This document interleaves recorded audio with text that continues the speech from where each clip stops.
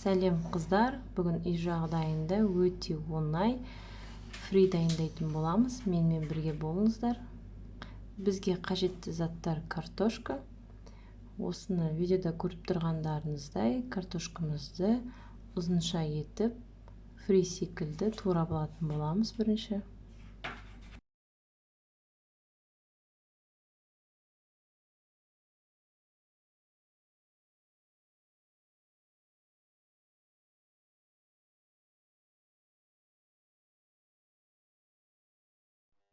Барлығын ұзынша етіп турап алғаннан кейін бір ыдысқа салып, үстіне салқын су құятын боламыз.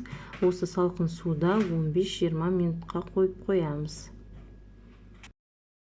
Салқын суда тұрғаннан кейін картошкамызды салфеткаге немесе орамалға кептіріп қоюымыз қажет.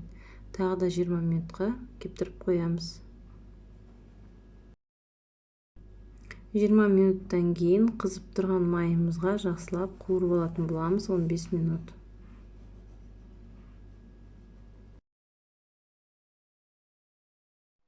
Қуырып алғаннан кейін тұзын салатын боламыз.